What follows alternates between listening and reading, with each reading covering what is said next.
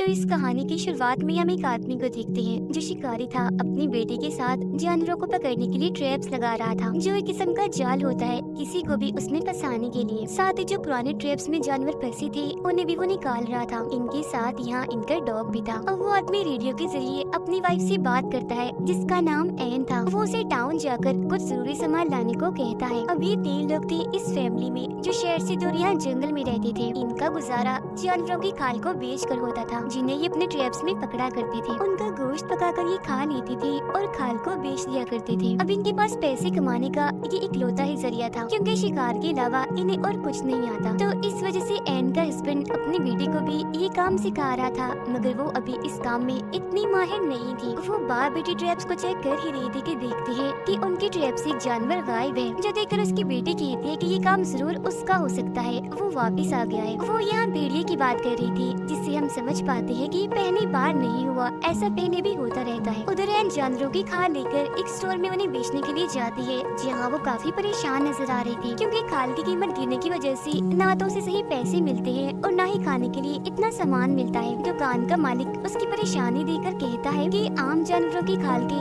इतने ही पैसे होते हैं, अगर आपको ज्यादा पैसे चाहिए तो आपको भेड़िए की खाल लानी होगी। मगर फिर भी एन परेशान ही थी, ये सोचकर कि मैं भेड़िए की खाल कहाँ से लाऊं। वो वहाँ पर लगे पोस्टर्स को भी बड़ी गौर से देख रही थी, जो किराए के घर के थे और अच्छी जॉब के। उसकी शक्ल देखने से लग रहा था कि वो घर भी लेना चाहती है और अच्छी जॉब भी करना चाहती है, मगर किसी वजह से नहीं कर सकती। उसे शिकार करना भी नहीं पसंद, वो भी यही चाहती है कि हम जंगल की बजाय टाउन में रहे और मैं अपनी बेटी को अच्छे स्कूल में भेज सकूं। मगर क्योंकि उनके पास इतने पैसे नहीं थे, इसीलिए वो घर वापस आ जाती है। घर पर एन का हस्बैंड अपनी बेटी को खाना निकालना सिखा रहा था, जबकि एन सबके लिए खाना बना रही थी। रात को खाने के वक्त भी सबका ही मूड खराब था क्योंकि पैसे ना होने की वजह से खाने को ठीक से कुछ था ही नहीं। और जब एन की बेटी ये बताती है कि हमारा शिकार किया जानवर भेड़िया ले गया, तो ये सुनकर एन को अपने हस्बैंड पर काफी गुस्सा आने लगता है क्योंकि उसने एन को ये बात नहीं बताई थी। वो अपने हस्बैंड को कहती है कि इस भेड़िए का कुछ करे वरना हम भूखे मर जाएंगे। फिर अपनी बेटी को अंदर भेजकर एन दोबारा से अपने हस्बैंड से बहस करने लगती है। उसका हस्बैंड कहता है कि भेड़िए लड़कियों को शौक से खाना पसंद करते हैं, तो जरूर वो तो या किसी लड़की को देखकर या फिर किसी जानवर को देखकर आया होगा। मगर एन कहती है कि मेरे हिसाब से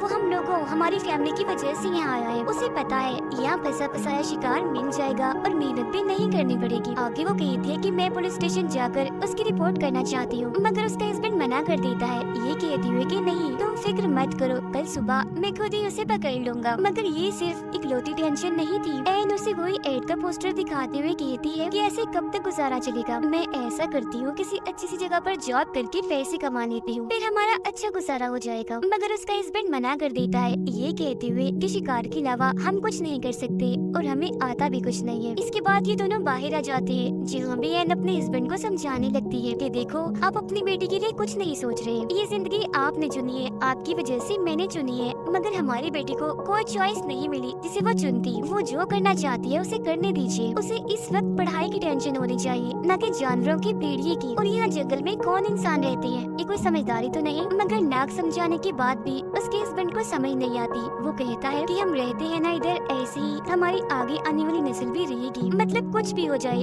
उनका ये जंगल नहीं छूटेगा। फिर अगली सुबह जब वो भेड़िए के शिकार पर जा रहा था, तो अपनी बेटी की जिद करने पर वो उसे भी साथ ले जाता है, जो बात एन को जरा भी पसंद नहीं आती, जिस वजह से वो अपने हस्बैंड से रेडियो के जरिए बात करती है। वो कहता है कि जैसे मुझे भेड़िए की होने का एहसास हुआ, शिकार की नौबत आई तो मैं इसे वापस भेज दूंगा। जब वो जल्द आ भी जाती है, क्योंकि उसे भेड़िए के पैरों के निशान देखे थे, वो समझ गया था कि जरूर वो आस पास ही है, इसलिए सारी बात समझाकर वो अपनी बेटी को वापस भेज देता है। साथ ही ये भी कहता है कि खुद मैं रात तक आऊंगा, जिसके बाद उसकी बेटी वापस आने लगती है। हालांकि उसके डैड ने कहा था कि डरना नहीं, घबराना नहीं, मगर जंगल से इतनी खतरनाक आवाजें आ रही थी कि उसकी हालत खराब हो जाती है। उधर एन का भी यही हाल था। नदी से पानी लाते हुए जब वो वापस आ रही थी तो उसे ऐसा लग रहा था जैसे कोई मेरा पीछा कर रहा है, इसलिए वो भी घबराई हुई थी। और बिल्कुल ऐसा ही उसकी बेटी के साथ भी हो रहा था। जिसके बाद एन तो जैसे तैसे घर आ जाती है, मगर उसकी बेटी नहीं आ पाती। वो वहीं पर डरकर बैठ जाती है। एन के हस्बैंड को भी भेड़िया दिख जाता है, इसीलिए वो फौरन उस पर गोली चला देता है, मगर देखने से लग नहीं रहा था कि वो मर गया होगा। गोली की आवाज उसकी बेटी ने भी सुन ली थी, इसीलिए वो हिम्मत करके आगे बढ़ जाती है। गोली मारने के बाद जब एन का हस्बैंड वहाँ चेक करने आता है तो देखता है कि भेड़िया यहाँ नहीं है, जिसका मतलब था कि वो यहाँ से भाग गया। पर वहाँ एक चीज देखकर उसकी हालत खराब हो जाती है, और वो चीज थी एक लड़की का कटा हुआ हाथ, जिसे वो भेड़िया खा रहा था। अब सड़क पार करके जंगल की दूसरी तरफ आकर वो आगे बढ़ने लगता है। जहाँ का नजारा देखकर तो एकदम वो दंग रह जाता है। काफी घबरा गया था, क्योंकि वहाँ लड़कियों की कटी हुई लाशें थी, जिन्हें बड़ी बेरहमी से काट कर एक गोल दायरे की तरह रखा गया था,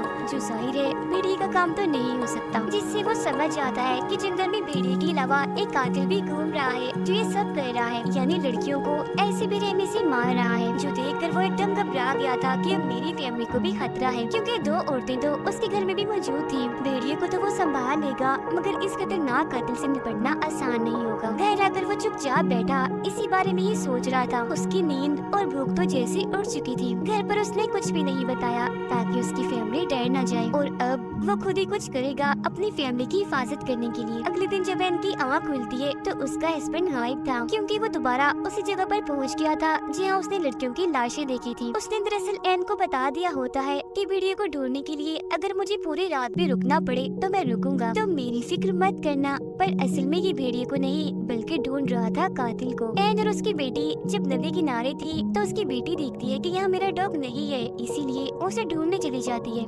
मगर तभी उसके सामने वही भेड़िया आ जाता है, जो इनकी तरफ बढ़ने लगता है। उसे देखकर एन जोर से चिल्लाने लगती है, क्योंकि उसके दिमाग में सबसे पहले यही आइडिया आया था, और उसका ये आइडिया कामयाब भी रहता है, क्योंकि भेड़िया वहाँ से भाग गया था। और अब ये दोनों माँ बेटी बगैर टाइम ज़ाया किए फौरन अपने घर आ जाती है। पर क्योंकि उनका डॉग तो बाहर ही रह गया था, इसलिए एन गन लेकर उसे ढूंढने जाती है, जहाँ उसे डॉग मिल तो जाता है मगर मरा हुआ, क्योंकि भेड़िए ने उसका भी काम तमाम कर दिया था, जिसकी मौत से एन को काफी दुख होता है। वो वापिस आकर अपनी बेटी से झूठ बोल देती है कि अभी तो डॉग नहीं मिला, जब तुम्हारे डैड आ जाएंगे तो हम उसे ढूंढ लाएंगे। डॉग की मौत के बारे में उसने अपनी बेटी को इसलिए नहीं बताया होता ताकि वो डरे ना, उसे अपनी जिंदगी खतरे में ना लगे। तो अब यहाँ हमें बता दिया गया है कि इस मूवी का नाम हंटर हंटर क्यों है, क्योंकि दरअसल ये हंटर इन्हें शिकारी फैमिली दो हंटर्स के बीच फंस गई है, जिन दोनों से ही इन्हें अपनी जान का खतरा है। एक तो है भेड़िया और दूसरा है वो कातिल। फिर अब ऐसी ही सुबह हो जाती है, मगर एन का हस्बैंड ना खुद वापस आया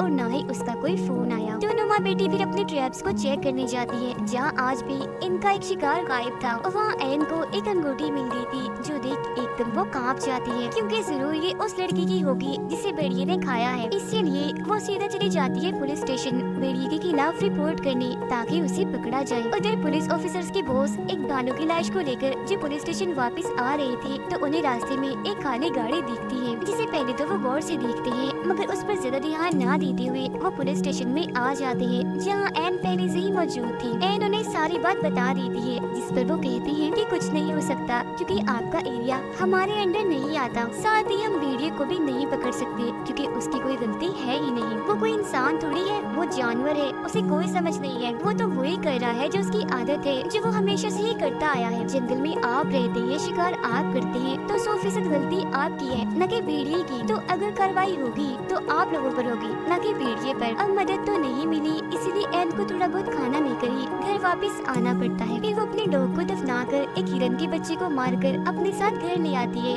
अभी था तो गलत ही, मगर खाने के लिए इन्हें कुछ तो करना ही था। उसके हस्बैंड का कुछ अता पता नहीं था। भेड़िया सर पर सवार है, खाना खत्म हो रहा है, इसलिए अब जो भी करना था एन को करना था। एन फिर अपनी बेटी के साथ मिलकर हिरन की खाल को उतारती है, जिसके बाद ये दोनों उसे पकाकर खाने लगती है। जहाँ तभी अचानक रेडियो पर कुछ हलचल महसूस होती है। एन बोलती तो है, मगर आगे से साफ आवाज नहीं आती। फिर रात को जब ये दोनों माँ बेटी सो रही थी, तो अचानक इनकी आँख खुल जाती है, क्योंकि जंगल से किसी के चिल्लाने की आवाज आ रही थी। जब ये चेक करने जाती है तो हम देखते हैं कि एन का हस्बैंड नहीं है, बल्कि ये कोई अनजान आदमी है, जो काफी जख्मी था और मदद मांग रहा था। तब एन अपनी बेटी को वापस घर छोड़कर एक चीज पर उस आदमी को लिटाकर अपने घर ले आती है, क्योंकि भेड़िया उनके आसपास भी हो सकता है। चेक करने पर उस आदमी के पास एक रेडियो निकलता है, साथ ही उसकी टांग की हालत भी काफी खराब थी। अब ये रात भी ऐसी ही गुजर जाती है। अगली सुबह जब एन की बेटी उसके पास आती है, तो अचानक उसकी आँख खुल जाने की वजह से वो काफी घबरा गई थी फौरन अपने मोम को बुला लेती है। उसके मांगने पर एन उसे पानी पिलाती है और टांग के जख्म पर टांके भी लगा देती है। उसे देख एन की बेटी को अजीब लग रहा था, इसीलिए वो अपनी मोम से कहती है कि डैड ने कहा था कि कभी भी किसी अनजान आदमी पर भरोसा मत करना। जो सुन एन कहती है देखो उसकी हालत, वो कितना जख्मी है और अगर तुम्हारे डैड इधर होते तो वो भी इसकी मदद जरूर करते। उधर बोस दोबारा से जब पुलिस स्टेशन आ रहा था तो उसे वो गाड़ी फिर से वहीं खड़ी हुई दिखती है, जिससे वो समझ गया था कि पिछले 2 दिन से ये गाड़ी इधर ही खड़ी है। वो अपनी गाड़ी से उतरकर आसपास देखने लगता है, पर जब उसे कोई भी दिखाई नहीं देता तो उस गाड़ी का नंबर ही नोट कर लेता है। वो अनजान आदमी जागता है तो अपना नाम बताता है कि मेरा नाम लू है। एन उससे पूछती है कि इस जंगल में ज्यादा लोग नहीं आते तो तुम इधर क्या कर रहे थे, जिस पर लू बताता है कि ये तो मेरी खासियत है। असल में मैं इस जंगल की तस्वीरें लेने आया था, मगर रास्ते में मेरी गाड़ी खराब हो गई तो मैं पैदल ही जंगल में आगे बढ़ गया, जहाँ अचानक मुझ पर किसी ने हमला कर दिया, जो शायद भेड़िया हो सकता है क्योंकि मैंने उसे देखा नहीं, और वो गाड़ी जो इतने दिनों से खड़ी है वो मेरी ही है। अब उसकी हालत इतनी खराब थी कि उसे हॉस्पिटल ले जाने की जरूरत थी, मगर भेड़िए के होते ये नहीं जा सकते क्योंकि अगर भेड़िया वहाँ हुआ तो ये भाग नहीं पाएंगे। खैर फिर भी एन अपनी बेटी की मदद से उसे गाड़ी तक ले जाने की कोशिश करती है, मगर रास्ते में लोग दर्द से चिल्लाने लगता है, इसीलिए उन्हें दोबारा से घर वापस आना पड़ता है। दोनों माँ बेटी ने अब जहर लगी गोश्त के टुकड़े वहाँ फेंक दिए थी, साथ ही ट्रैप लगाकर वहाँ आग भी जला दी थी ताकि ये लोग उस भेड़िए से बच सके। उधर बोस गहरी सोच में पड़ा हुआ था क्योंकि पिछले काफी वक्त से लगातार लोग गायब हो रहे हैं, खास तौर पर लड़कियाँ, जो सिलसिला अभी भी जारी है। अब हालांकि उसकी ड्यूटी खत्म होने में सिर्फ 1 घंटा रह गया था, मगर फिर भी वो उस गाड़ी को चेक करने जाता है, जो उसकी सबसे बड़ी गलती थी। वो निशानों का पीछे करती आगे बढ़ ही रहा था कि तभी उसका पैर एक ट्रैप में फंस जाता है। वो उसे छुड़ाने के लिए जैसे थोड़ा हिलता है तो हाथ भी फंस गया था, जिससे जाहिर है ये अब यहाँ फंस चुका है, कहीं भी नहीं जा सकता। और ये ट्रैप जरूर एन के हस्बैंड ने लगाए होंगे कातिल को पकड़ने के लिए, मगर ये बेचारा इसमें फंस गया। उधर गन लेकर एन पूरी तरह चौकन्ना खड़ी थी, मगर पूरी रात बीत जाने के बाद भी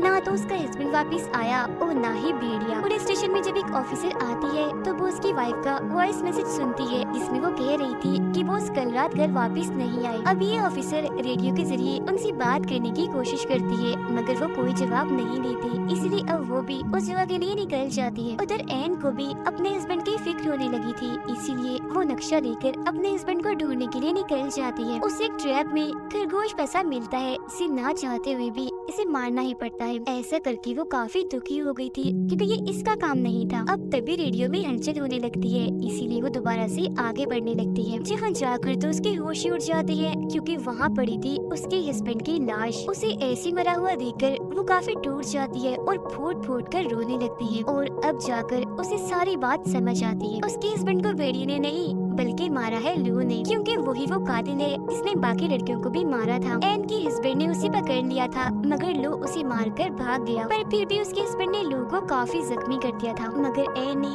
दोबारा उसे अपने घर में लाकर उसकी जान बचा ली। अब ये चीज एन के लिए किसी सदमे से कम नहीं थी, क्योंकि वो उस आदमी की सेवा कर रही थी जो उसके हस्बैंड का कातिल है, जिस बात से अब तक वो अनजान थी। अब ये एहसास होते ही वो गन लेकर जल्दी से घर की तरफ निकल पड़ती है, क्योंकि इसने एक और गलती कर दी थी, ये अपनी बेटी को लू के साथ अकेली छोड़ आई। उधर ऑफिसर भी उस जगह आकर वो उसको ढूंढने लगती है। वो उसको जब ऐसा महसूस होता है कि कोई यहाँ पर है तो वो अपनी गन से 2-3 गोलियां चलाता है, जिससे बहुत जल्द ऑफिसर उसे ढूंढ लेती है और उसे ऐसी ट्रैप में फंसा हुआ देखकर फौरन यहाँ मदद बुला लेती है। एन बड़े ध्यान से घर के अंदर जाती है, देखती है कि उसकी बेटी बिल्कुल ठीक है और बड़े आराम से सो रही है, मगर यहाँ वो कातिल नहीं था क्योंकि वो तो छुपा हुआ था दरवाजे के पीछे। फौरन ही वो एन पर हमला कर देता है, जिस जोर जबरदस्ती में एन की गन से गोली चल जाती है। जो आवाज सुनकर उसकी बेटी की आँख खुल गई थी, वो यहाँ आकर देखती है, मगर कोई फायदा नहीं होता क्योंकि तब तक एन को लू ने मारकर बेहोश कर दिया था। जंगल में पुलिस भी आ गई थी, मगर इससे पहले वो बोस को ट्रैप से आजाद करते बोस अपना दम तोड़ देता है। अभी नहीं आंखों उनके निशान दिखते हैं, जो देखकर सारे पुलिस ऑफिसर्स जंगल में आगे बढ़ते हैं। एन को जब होश आती है तो लू